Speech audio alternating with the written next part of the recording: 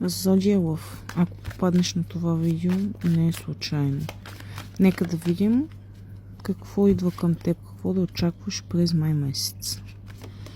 Идва движение след изчакване. Нещо, което е стояло на пауза, ще започне да се развива.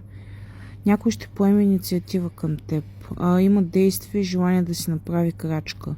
Но има нещо скрито. Не всичко се казва директно. Трябва да слушаш повече интуицията си, защото идва яснота.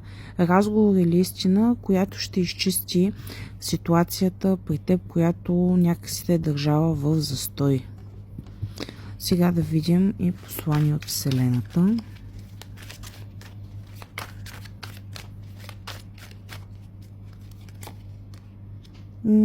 Да, не се лъжи по това, което виждаш, защото има нещо зад кулисите. И любовно послание.